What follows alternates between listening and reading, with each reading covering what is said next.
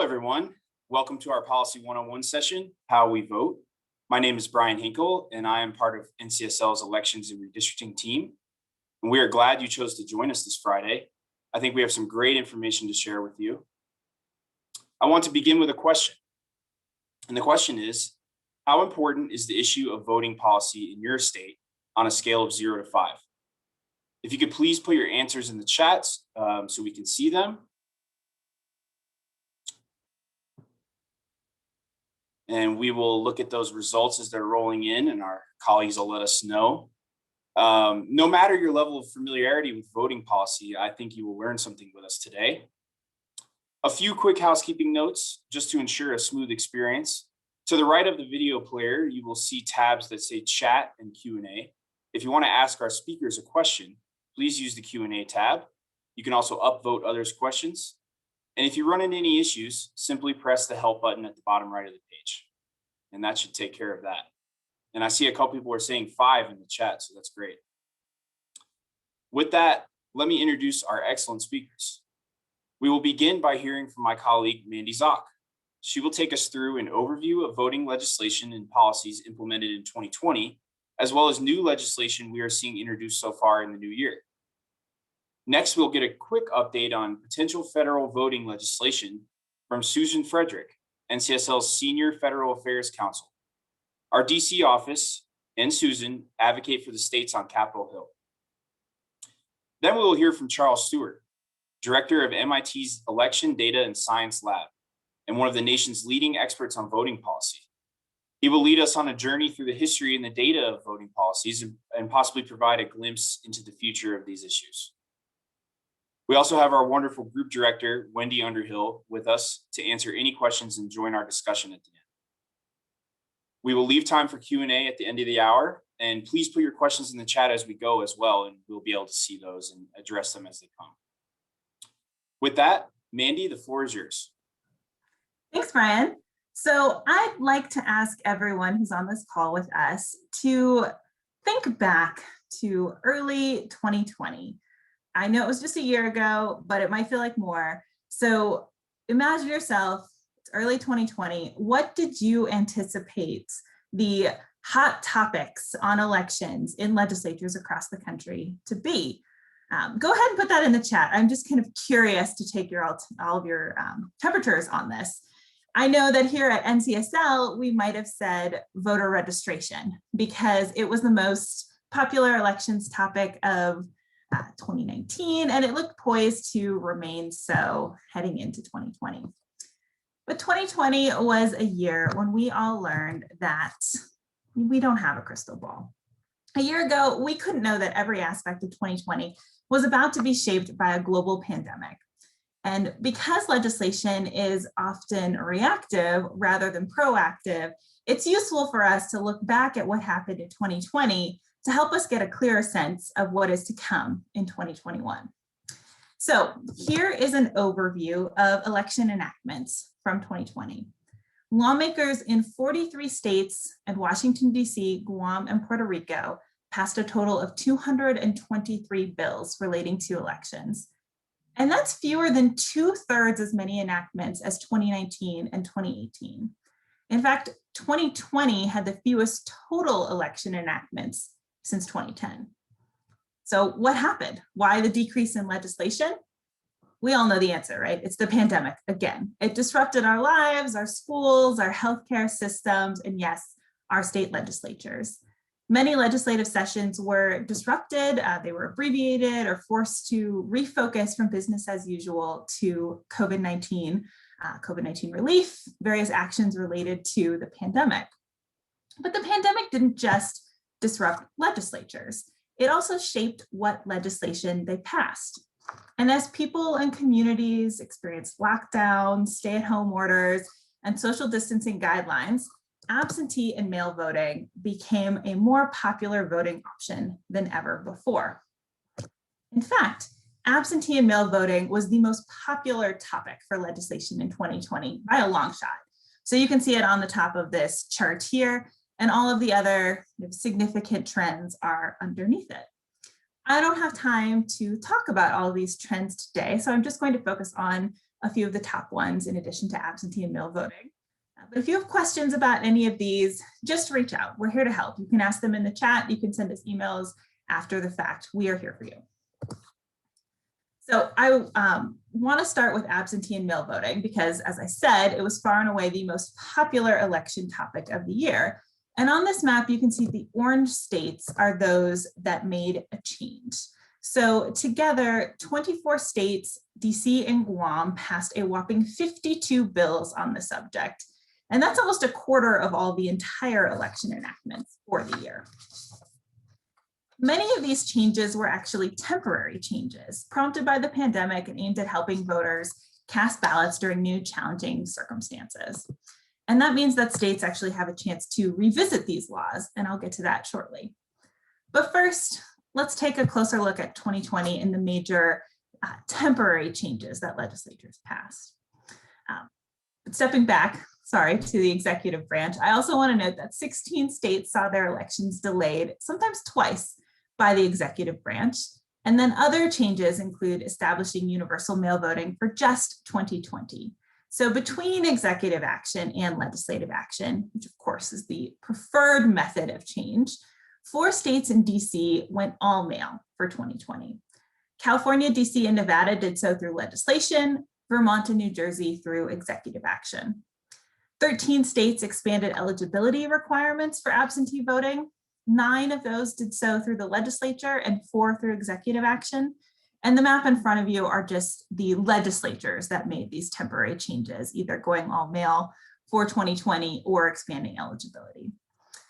Some other changes include mailing absentee ballot applications to registered voters for the November election. So 10 states did that, 3 through legislation and 7 through executive action. Illinois also allowed absentee ballots to be requested online, and North Carolina approved the submission of absentee ballot applications via email or fax.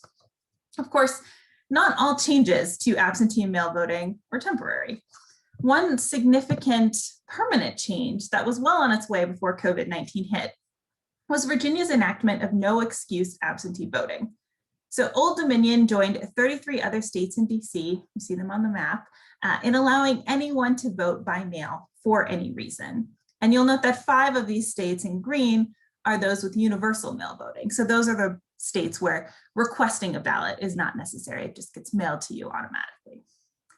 A number of other permanent changes to absentee voting related to the details, things like witness requirements, ballot collection options, drop boxes, prepaid postage, postmark deadlines, and more. There are a lot of fine points to consider when it comes to absentee voting. So another significant trend last year was voter registration, and 8 states passed 18 enactments related to it. And those states with enactments are in orange. I got a little lazy and my legends didn't appear on the rest of these maps. The big news, though, is that New York and Virginia both enacted automatic voter registration. And that now makes 20 states in DC with automatic voter registration. Other than that, most of these enactments were tweaks to how we register, but all in all, since registration is the gateway to voting, it usually gets more attention than it did in 2020. Another topic were the things that happen after an election, so post-election processes. There were 10 enactments in 9 states related to this, which includes everything from counting to canvassing and certifying results, even something called a risk limiting audit. And I can talk about these bills more, but I want to point out that we actually have a whole State Policy 101 session on this topic coming up on February 26th. It's called Knowing and Showing an Election Was Accurate. So if you attend, you can learn all about these processes that ensure our elections produce accurate results when you come to that session. And then I want to highlight a few other notable changes. So in terms of felon voting rights, DC joined 2 states, those are Maine and Vermont, in allowing convicted felons to vote while incarcerated. And the district also passed legislation requiring polling places for incarcerated voters. Additionally, Californians passed a ballot measure restoring the right to vote to people on parole. Emergency powers were also a hot topic. As executive branches took action on elections during the pandemic, some states sought to clarify who ultimately has that policy-making power. To that end, both Iowa and Ohio restricted the emergency powers of state election commissioners and state executives, while Vermont authorized the Secretary of State, in consultation with the governor, to order appropriate election procedures for 2020. And then ranked choice voting was also a trend. So it seems to be kind of on the rise over the past few years. Maine implemented RCV for presidential elections in 2020, and it's the first state to do so, although this alternative voting system has been in place for primaries and federal congressional elections in Maine since 2018. Virginia passed legislation permitting local governments to use ranked choice voting if they want to. And then in Alaska, voters passed a big ballot measure that establishes ranked choice voting for general elections, as well as the use of a top 4 primary. So in that system, the top 4 vote getters in a primary will move on to the general election, regardless of their party.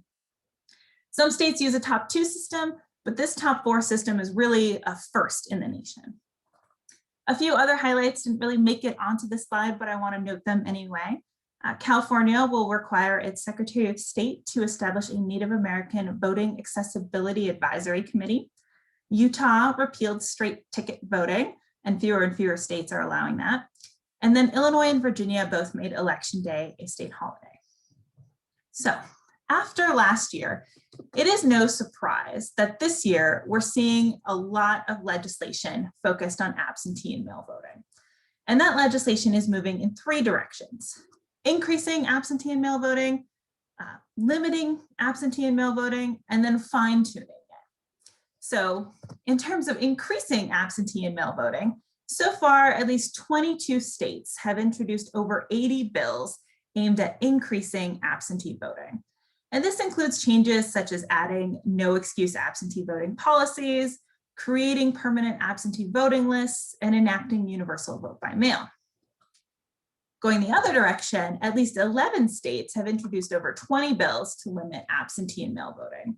And this includes policy changes such as restricting who can return an absentee ballot for a voter, repealing permanent absentee voting lists, or no excuse absentee policies, and instituting earlier postmark deadlines for returning an absentee ballot.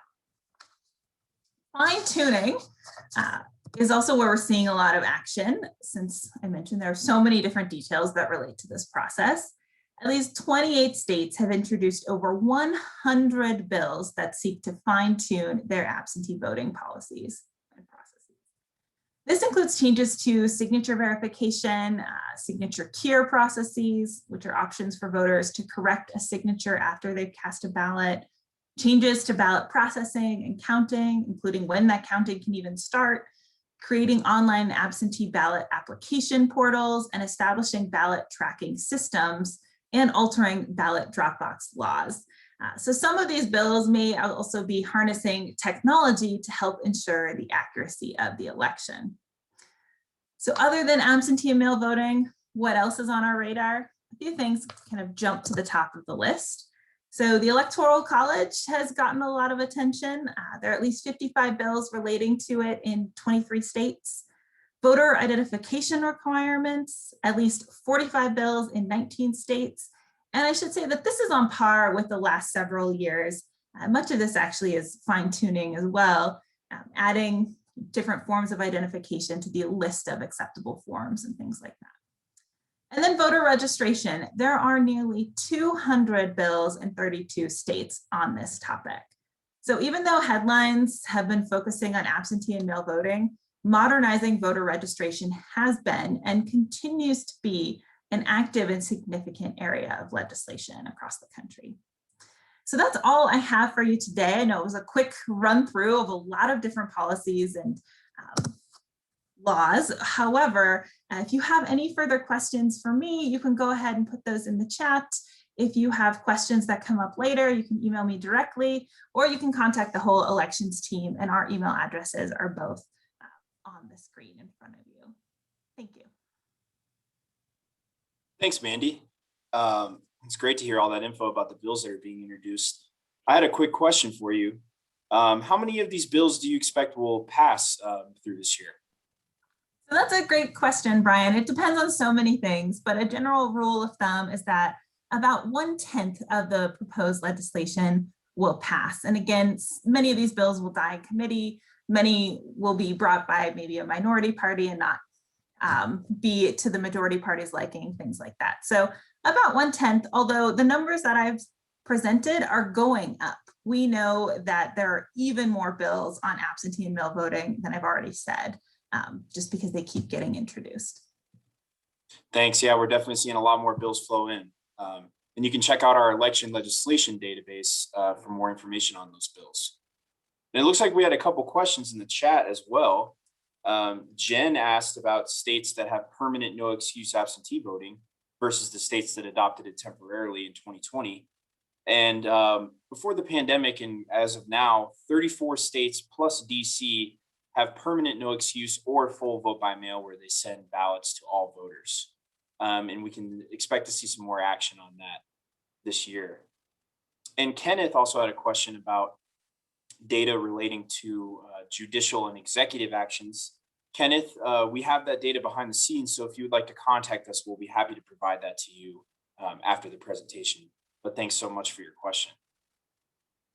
And now we will hear from Susan Frederick, NCSL's Senior Federal Affairs Counsel, on potential federal voting legislation.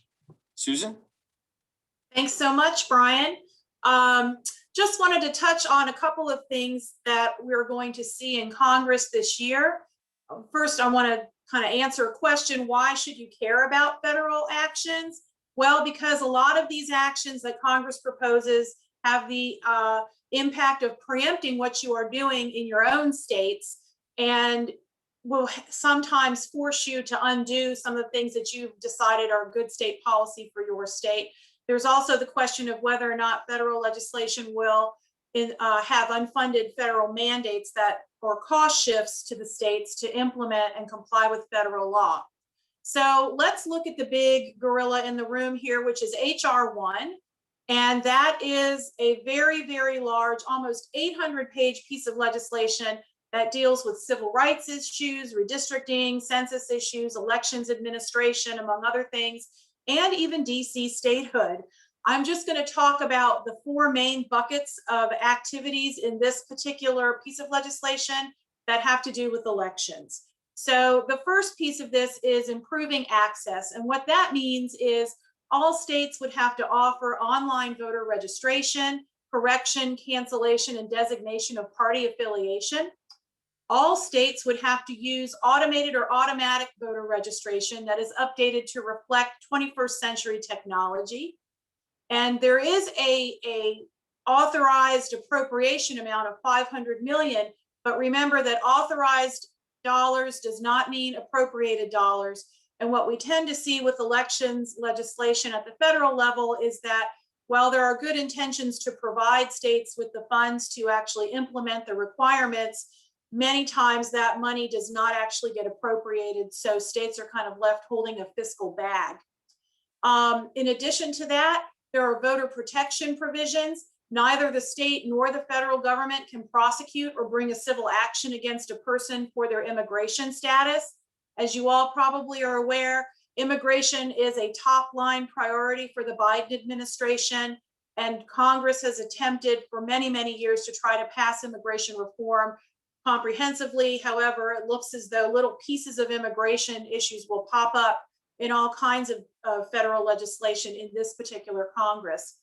All states would have to have same day or election day voter registration, and this bill would set the requirements for early voting. So at least 15 days prior, including weekends, would be the requirement for early voting for at least 10 hours on those days. And the polling places would need to be near public transportation and available in rural areas. So this is a provision in particular that might preempt what you've done in your states. Second area is a private right of action, and all actions where a person would feel aggrieved by a voting law in a state or a process would be brought in federal court. And this is a big deal because members of Congress also have the right to intervene in any one of these actions. And in federal elections legislation, in particular, the Help America Vote Act, the private right of action provision was specifically struck from that legislation, and NCSL was a part of those negotiations as well.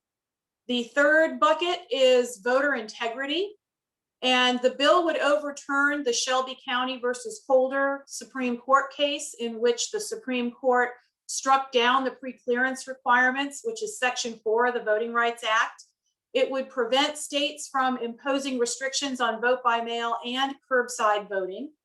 It would restore voting rights to the formerly incarcerated as a goal of reentry after release from prison, and it preempts states with what is deemed cumbersome reinstatement processes. One additional provision in this section of the bill is it would prohibit chief state election officials from participating in campaigns. The last thing I'll talk about is the federal funding piece. And the bill does authorize $1 billion through the Election Assistance Commission, which is the independent and bipartisan agency established by the Help America Vote Act of 2002.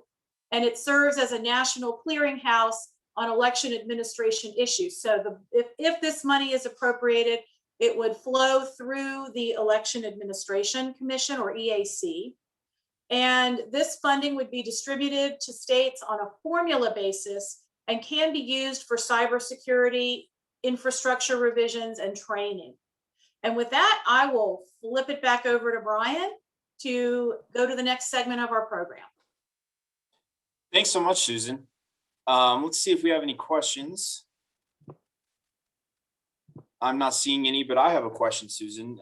In your personal and expert opinion, how likely do you think this is to pass substantially as written? Well, I think the House will pass it substantially as written because they passed it in the last Congress. The more difficult piece of this will come if the bill makes it over to the Senate. As you all know, the Senate is evenly divided and the Vice President will cast the deciding vote, but it is unclear to me whether the caucus will stay together on this, if there are parts of this that would need to be peeled off, because it is a very, very extensive and comprehensive piece of legislation. Thanks so much, Susan. All right, so for our final act here, we're going to hear from Charles Stewart. And I think we'll pop down those other slides and pop Charles's up. Charles, are you ready? I'm all ready. I just need to share my screen and we'll be ready to go. Let's see. And I'm assuming Brian will tell me if he can't see my screen. We are good to go. Great. Well, thanks, Brian, and thanks to NCSL for inviting me to be here today. I'm really happy to talk about Elections 101, and my task really is to emphasize the 101 aspect of things. I know that most people on the call are new to the legislature, either new members of state legislatures or new staff. And so here's an opportunity just to kind of go over the high level, mostly, election policy as it's evolved in the U.S. at the state level over many years, and then to end up by talking about, again in broad strokes, what some options are for policies in these domains. And so the overall agenda here is I'll start by just saying a few words about resources, the information that I'm relying on here in a lot of my work, and that I would encourage you to start with. Then a longer period of talking about the evolution of voting in the United States. And when I do that, I'll start with a really long view. I am a college professor. I do study political history. And so we'll start a ways back, but not just because I find it interesting, but because there are actually legacies of even 19th century election policy that heavily influences what we do today, for good and for ill. And I think it's important for state legislatures to get a sense of that as they wade into making law and policy about elections. Then do some, the short view, looking really over the last 20 years or so at policy as it's developed. A little bit about 2020 adaptations. A little bit of this will be what Mandy went over, but it will be within the context of the changes over the last couple of decades, and then I will end up with what the policy options in general in these various areas are. So really quickly, let me just talk about some resources. And the first I will just say, and this is not just because they didn't pay me to say this or prompt me even to say this, but I cannot say enough about the information on the NCSL's State Election Resources website for being thorough and accurate and really authoritative. So I encourage you to, whenever you have any questions, to, especially in the middle of the night and if nobody is around, go to these websites because they are really, really wonderful. As an academic, I care about accuracy. My colleagues care about accuracy and authoritative information. And it's the NCSL is really the go-to place for really, if you want to know what state has what policy and what the chapter and verse about it is, this is the place to go. And as you can see, when you look on that page I just highlighted, there are so many topics that you can link to find really the best, a lot of good information, the best information in many of these areas that's on the web.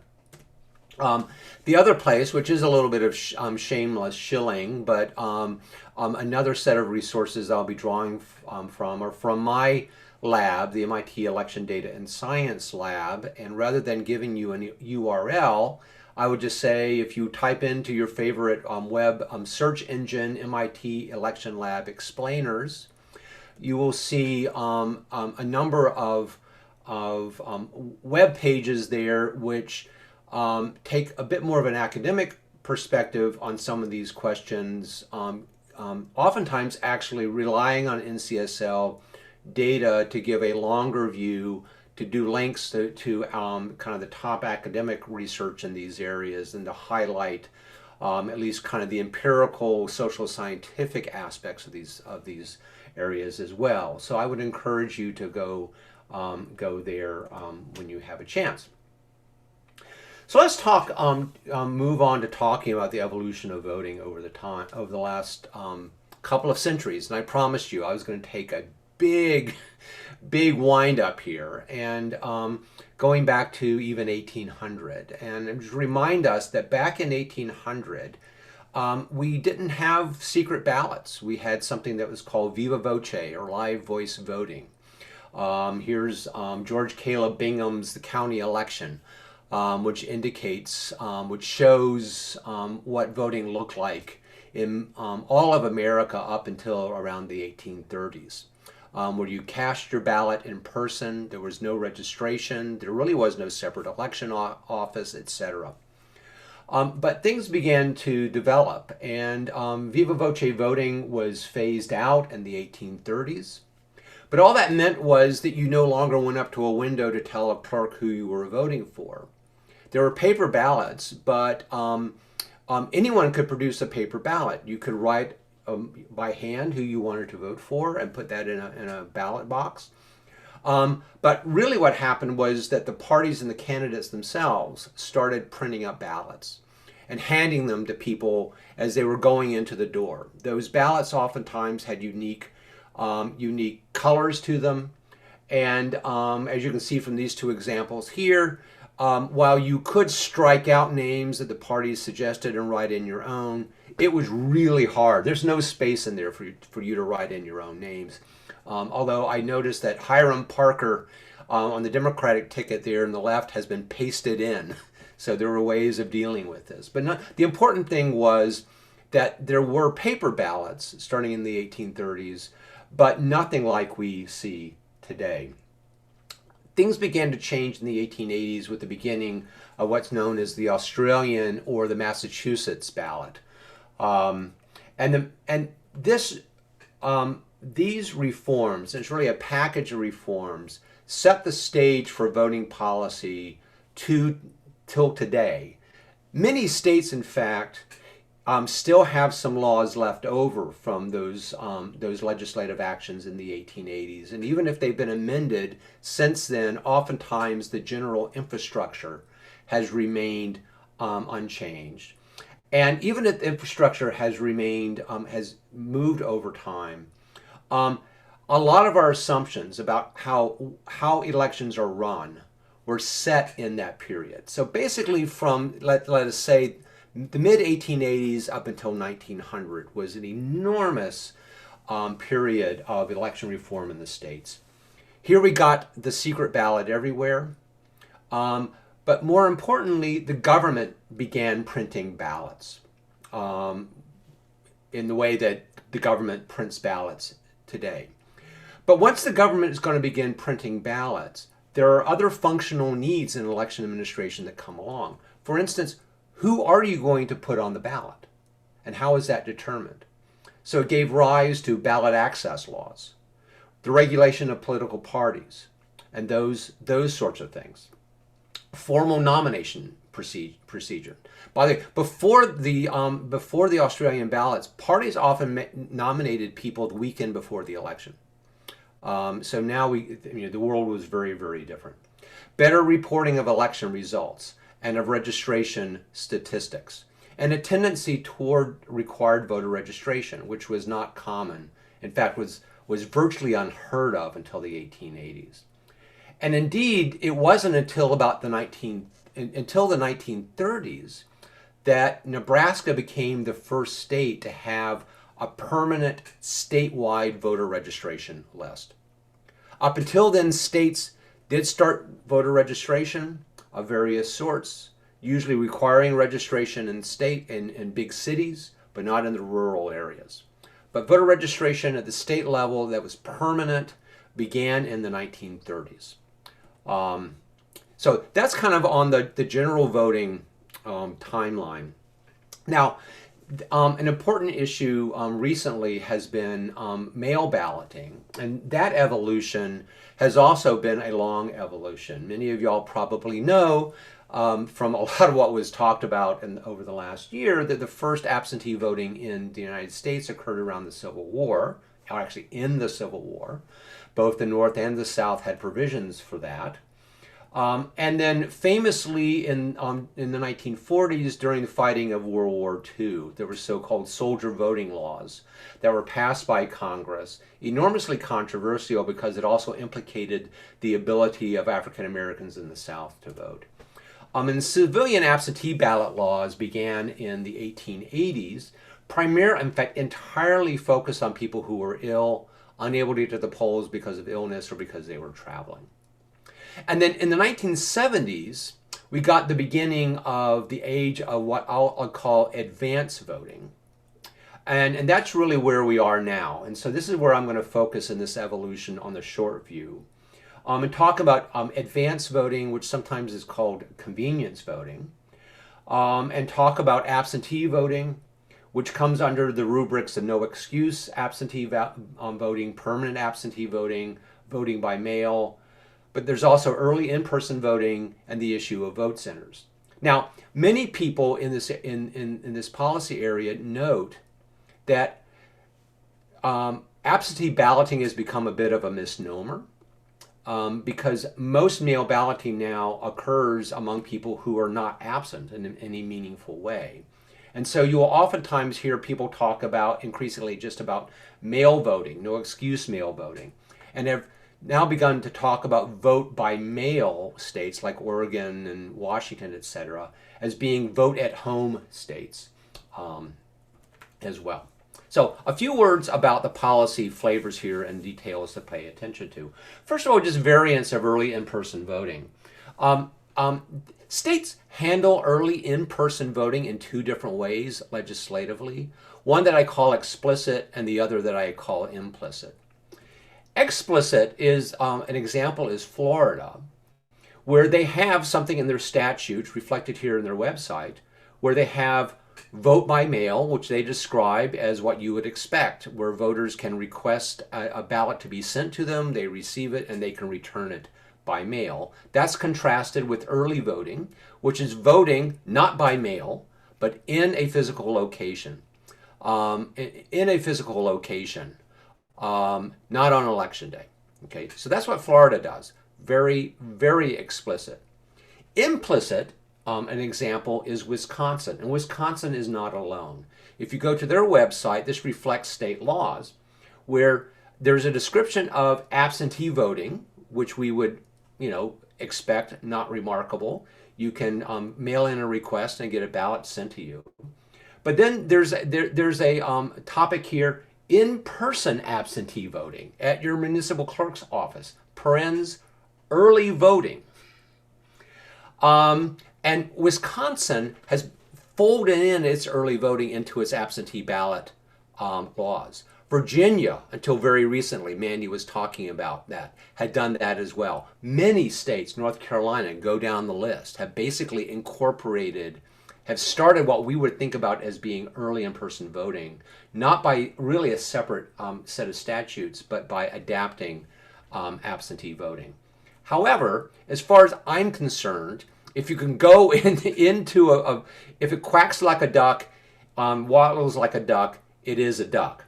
And so if you want to, what I consider to be early in-person voting is as it sounds, implicit or explicit. For some reason, some states want to hide the fact that they have early in-person voting. But behaviorally to voters and to election administrators, there really is no difference between the two oftentimes. Okay. So very quickly, variants of mail and absentee voting. We have traditional absentee voting where the voter requests the ballot to be sent to him or her. Some states require an excuse, others don't. There are permanent absentee lists where you ask, where the voter requests the ballot be sent to them for every election. And then vote by mail, where all registered voters, usually those on the active list, are mailed a ballot for every election automatically. So this is the first animated movie of this presentation, where we just look at how things have evolved since 1980, when no excuse absentee voting was starting, and California pioneered it in 1980. And then we see permanent list in California arose by the election of 1984. And then to move on, and then Oregon had the first presidential all vote by mail in 2000. And as time goes on, the map gets darker and darker until 2020. And I'm going to stop before the accommodations for COVID. This is what the map would have looked like if we hadn't encountered COVID. If we look nationwide, these changes in policy have had consequences for how many people are using the different modes. And this is just a timeline to show how the percentage of voters since 1996 has changed voting on election day versus those voting by mail and voting early. And as you can see, there's been on average a 6-point decline in election day voting over the last couple of decades, every presidential cycle, with a 3-point per election cycle increase in both mail and in early in-person voting. So very gradual evolution over the last couple of decades. Now, the evolution has not been constant across states, and so I'm going to be showing you now a kind of a class, what's become a classic in election policy, this so-called snow globe plot, which plots every state. And very quickly, I'll just show you how to read this plot. If the state is at the very top, all of their voters vote on election day. If it's in the lower left corner, everybody votes by mail. And the lower right corner, everybody votes in person early. And this is what the world looked like in the US in 1996, with almost every state having predominantly election day voting, and some mail voting for election, for absentee, although Washington and Oregon are beginning to break out of the pack. Tennessee and Texas are beginning to break out of the pack on the early voting side. And then if we just look at every 4 years, you can see now why it's called the snow globe plot. I'll just go back in case we'll shake it up again.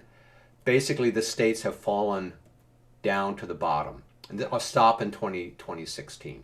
Okay. Talk about 2020 adaptations. Mindy uncovered a lot of this, so I'll go over it really, really quickly. This is where things stood at the beginning of 2020 and where we thought we would be.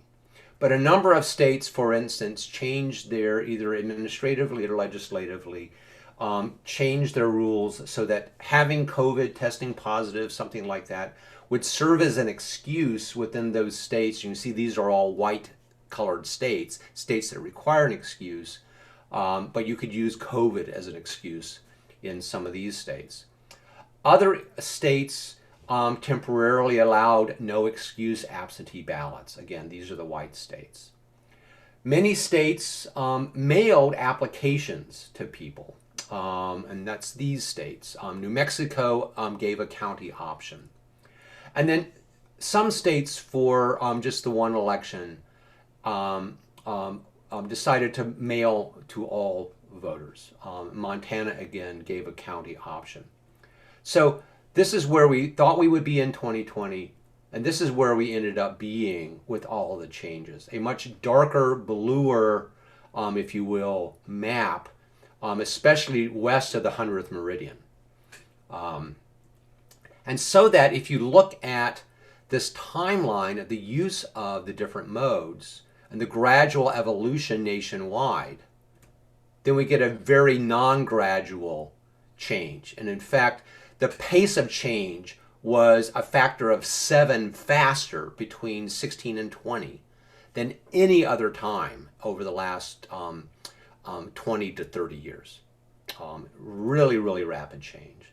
And if you look at the state level, this is 2016, this is where the states were, their voters were, and this is where the voters were in 2020. So 16, 2020. If you want to compare the 2 years, the dots are where all the states ended up in 2020, and the gray line shows where they all came from. Mostly states traveled kind of from the top down to the lower left corner, but you'll notice a whole bunch of other trajectories. Some went straight down, which means that they were doing some mix of mail and early in person. And then finally you have Texas, Arkansas, Louisiana, Indiana, which actually were predominantly seeing early in-person voting expanding. Okay, so a lot of options there. So let's talk about policy choices, and this is again at a really high level. And the ones I want to talk about, there's 5 buckets, and I'll try not to talk too fast. There's a lot of options here, and I'm just going to skim the top. I'm going to talk about something that no one else I've ever seen talk about. But when I talk to local election officials, it's actually the big thing, oftentimes. And that is the mix among the modes. And I'm going to talk about that, and then we'll get into quickly election day, mail balloting, early voting, and vote center options. Okay. So the mix among modes. So this gets back to that triangular graph I showed you. You know, what fraction of voters are election day, early, and by mail. And we can take this chart, and I apologize for making it so complicated. But what I've done is I've basically taken the triangle and used these blue lines to kind of mark off regions where we can say these states have kind of a vibe, a way of doing things. So they organize everything around. So, and this was from 2016.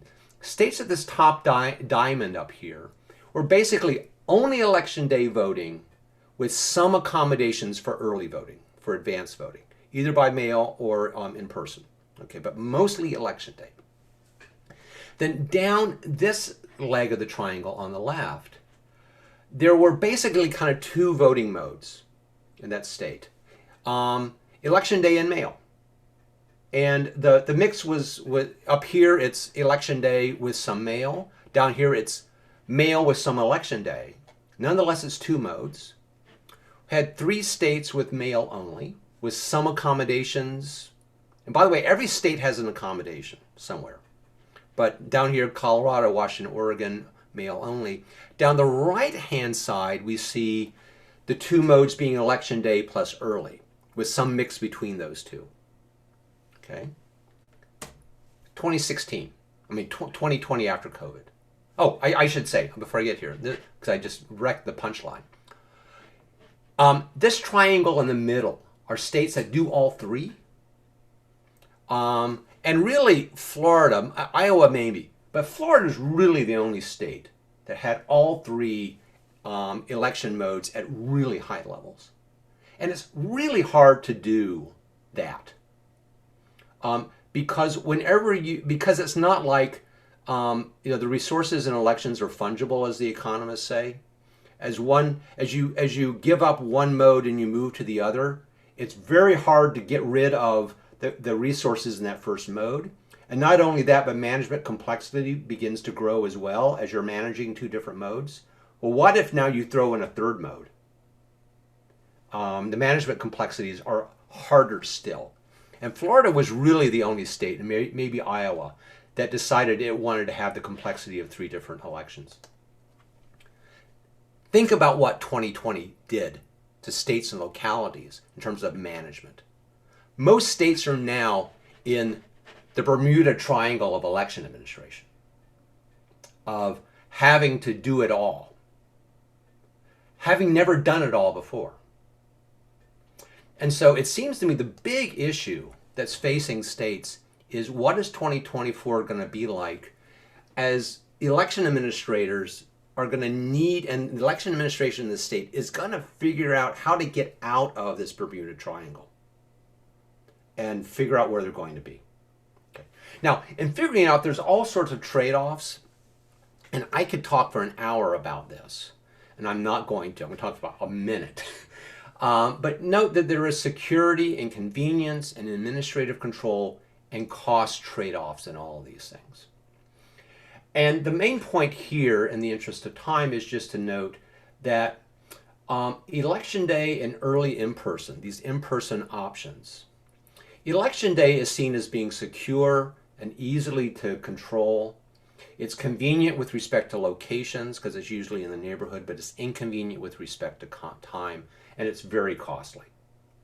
Early in-person is less costly. It's convenient with respect to time. It's less convenient with respect to location, but maybe even better for security and administrative control. Voting by mail is incredibly convenient with respect to time and location. Security and administrative control are bigger challenges, but localities have been willing in many cases to take, because it's so convenient, to pay the costs of making mail voting more secure and under control better. And it can be argued that all vote by mail, at least, is lower cost than certainly having everybody go to a neighborhood precinct.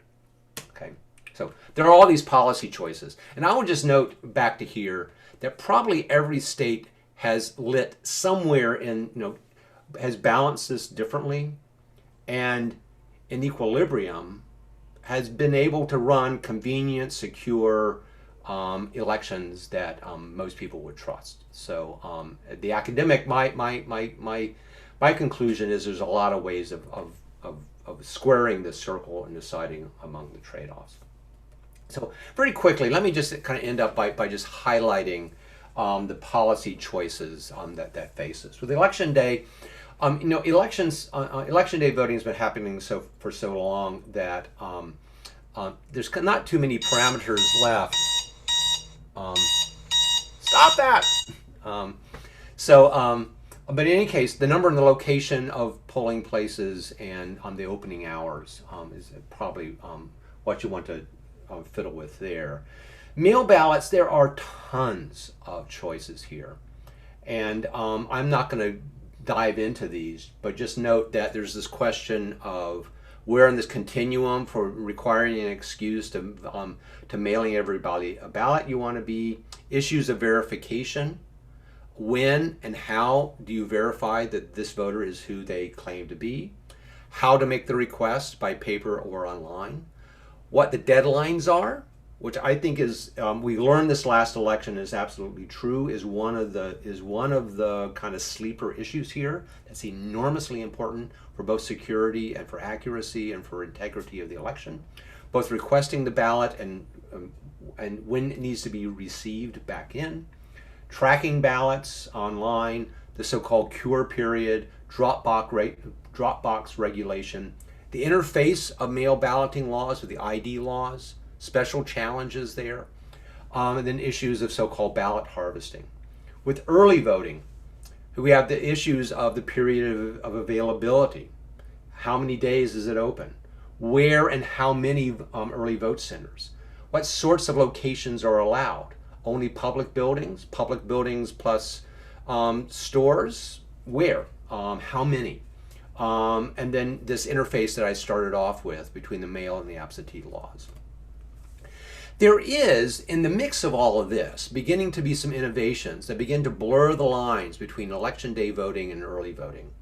And this is the vote center model that some states, like Texas, really innovated with this a couple of decades ago, and other states like California and New Mexico have begun picking up on this idea of, as more and more people are voting by mail, establishing centers that people can go to vote in person, deal with registration and other issues that are open before the election period and are open on election day, but maybe there are no neighborhood polling places. At the other end, I noticed Colorado and Washington here, they are states that mail everybody a mail ballot, but there's still between 5 and 10% of those voters who need to deal with issues in person. And so those states as well have centers that are set up before election day and on election day for people come in to do their business, including marking a ballot and handing it in. So that's a really interesting idea that some states are playing with. So there's a lot to talk about here. I understand that I've thrown a lot at you.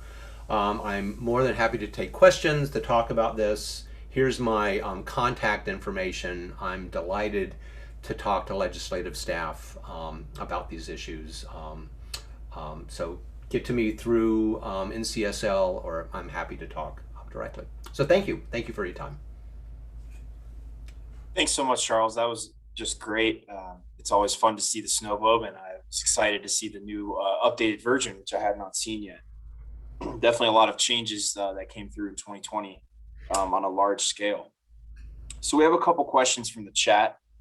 The first one comes from Jen. It's a bit difficult, but Charles is a professor, so I'm gonna hit him with it. Jen asks, how did the changes you discussed in 1880 connect with the Reconstruction period? Yeah, no, that's a really great question, Jen. The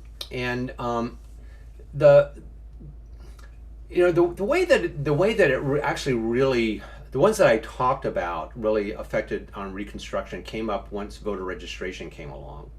Because keep in mind that during the Reconstruction period in the 70s and then into the 80s, we didn't have voter registration, and so the issues there oftentimes were, especially once control of the South went back to, was dominated by white politicians, the issues there were really ones of physical intimidation.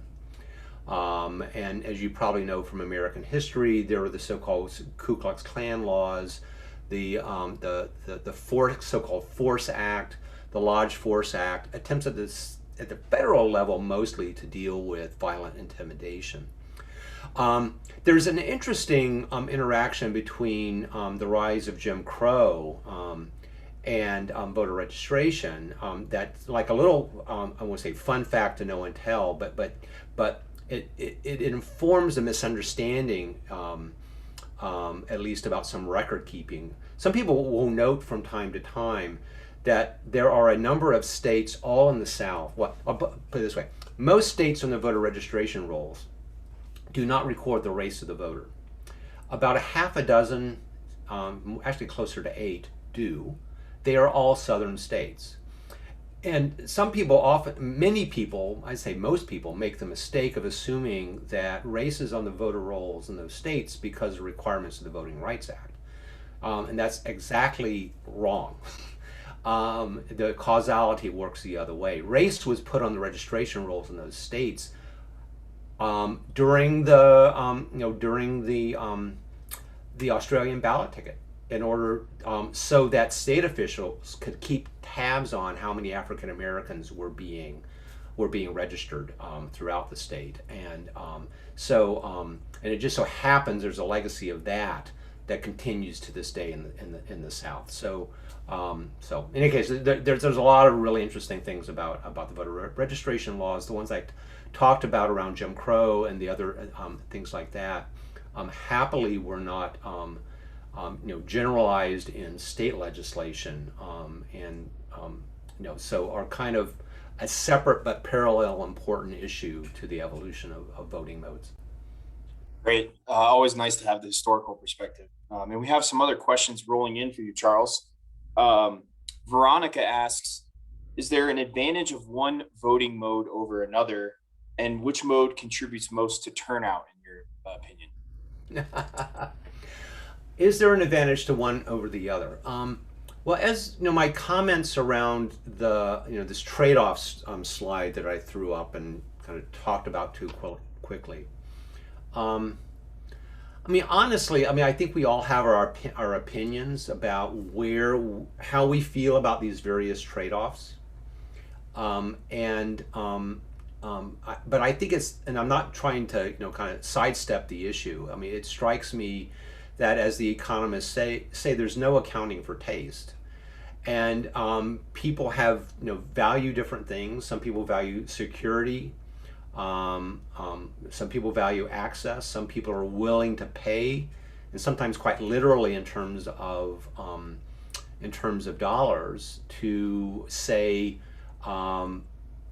buy the convenience of mail voting, by beefing up the security measures that are really necessary when you do a lot of mail voting. So honestly, it's where the state and where the individual feels comfortable. And one of the reasons why I think it's important to underscore that time graph I showed you of the evolution of the use of the different voting modes over the last 2 decades is that states, as they have evolved, usually have evolved slowly. If I were to show you Oregon, for instance, which right now is all vote by mail, they got there over a 20-year period. California has gotten to where it is right now over a 50-year period. And so evolution usually in states is slow and it's organic, and sometimes it's a kumbaya moment as you go in a direction. Sometimes there's intense fights within the state. But nonetheless, it's usually organic. About turnout, not everybody agrees with me, and actually there is some contrary evidence from the 2020 election. I think the best reading of the political science literature is that mail balloting, if you were to go from mail balloting, go from kind of a traditional regime to, say, all mail voting, you're likely to get maybe 1 or 2%, if anything, in a presidential election. You're not going to get a whole lot. You're going to get a lot in state and local elections. Annexation, millage, the types of elections that nobody shows up for, you'll turn out in those races from 5-10% up to 40-50%. So that's a consideration. There's a little bit of contrary evidence in this election, but we don't know if it's related to the pandemic or not. The states that I did a little statistical analysis for something I'm writing the other day, trying to understand why the states that got the biggest increase in turnout in 2020 did. And the strongest association is moving to vote by mail, full vote by mail, but there's only a couple of states that did that. Or adopting election day registration. And election day registration was had a more powerful effect than voting by mail. So you'll see in Hawaii, for instance, that Hawaii is no longer the laggard. It went way off the chart in terms of the increase in turnout. It did 2 things. One was adopted election day registration. The other one was to adopt all vote by mail. and my guess is going to be in Hawaii, for instance, it was the EDR more than the voting by mail. That's a long way of saying, if you think mail balloting is the right way to go for administrative reasons, for cost reasons, for convenience reasons, do it. But go in with your eyes wide open in terms of the likely outcome in terms of turnout. Thanks. That's fascinating, both to see how things played out in 2020 and how things might shake out going forward. I think we're going to open it up to the whole panel of experts here. We're definitely going to keep Charles around, but I'm going to bring in the rest of our experts as well as our group director, Wendy Underhill. And we have some other questions that popped up in the chat. Jen had asked one, and I think I'm going to direct this one to Wendy. What is the argument for voting centers over neighborhood precincts? Well, thanks, Brian. And I know that Charles could answer this, or Susan or Mandy too, but I'll give the answer. Before I do, though, I want to say that Charles has often testified in legislatures. So if this kind of expertise would be useful to you, we are often able to, we can be involved to make that request, or you can go directly to Charles. I just want to say that he's been remarkably gracious with the legislative community with the kind of expertise he's got. So feel free to call on him one way or another. Okay, vote centers.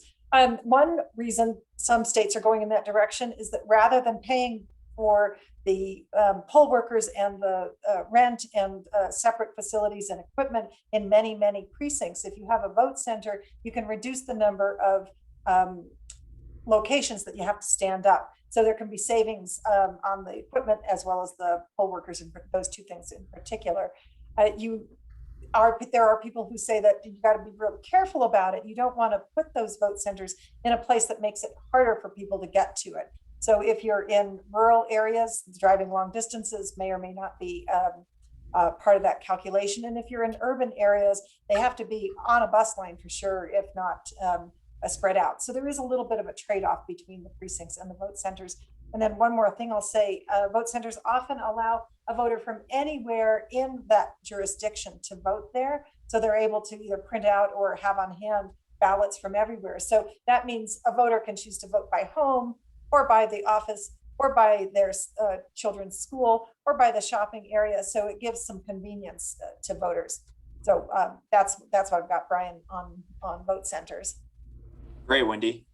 And we have some other questions coming in. I think, Wendy, you might have had a question for Charles. Yeah, Charles, if you don't mind, I just want to ask you a couple of things. This is off script, off the topic. Let's see, but I know you know this stuff.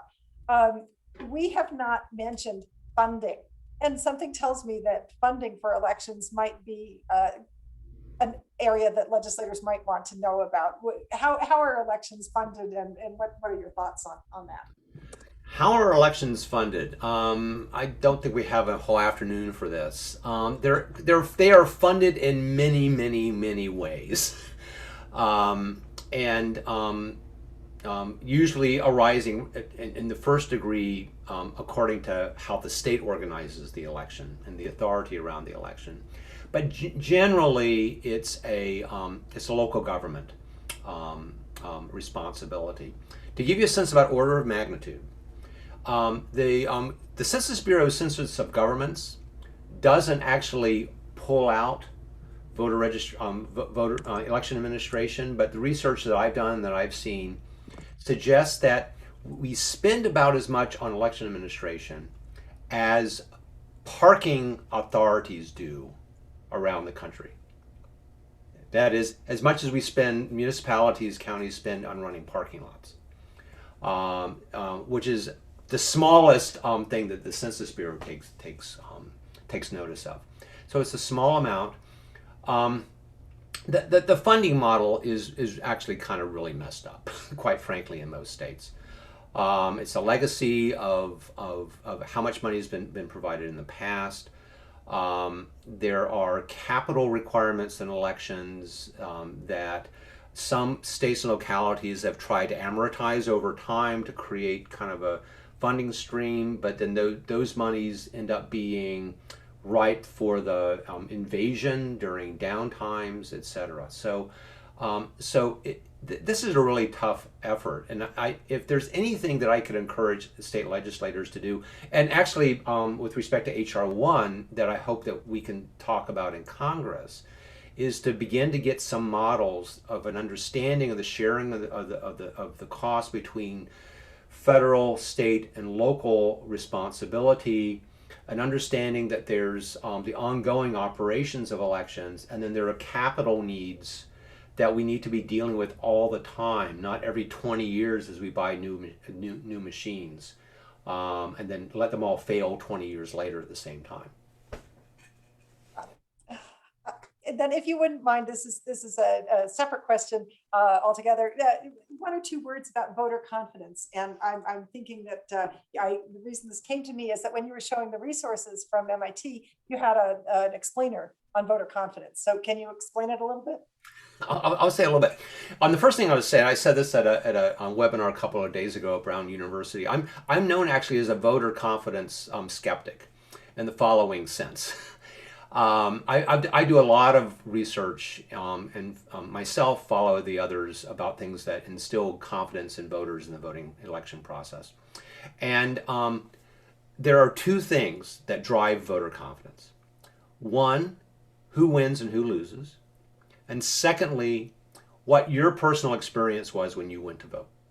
Okay, so if you want voters to be confident, you need to do 2 things. One, you need to make sure they have a good experience voting.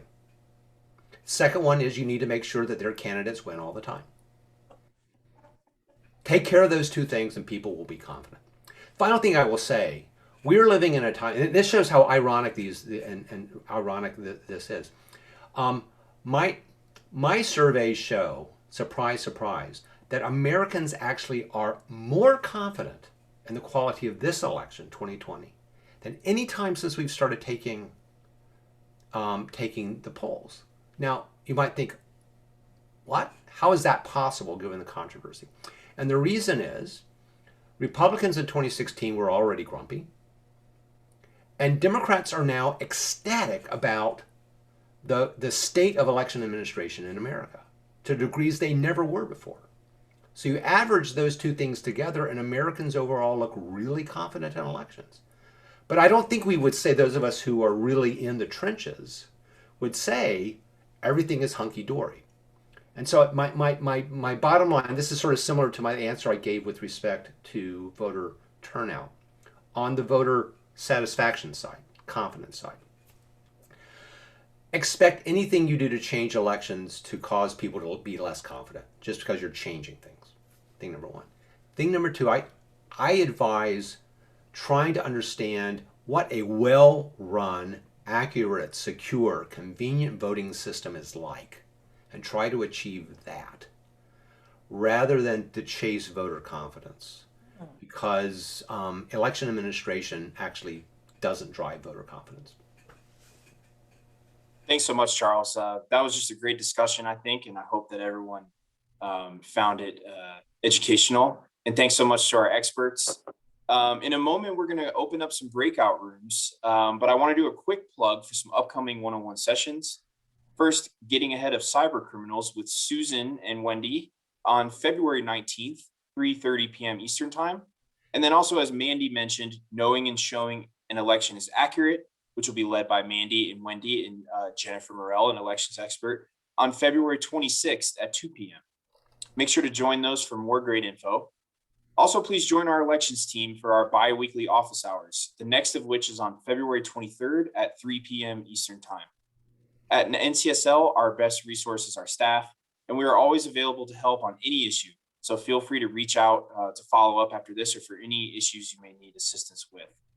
Otherwise, thank you for joining us. To join the breakout rooms, please just choose your desired topic from the buttons at the bottom of the screen, and we will see you there.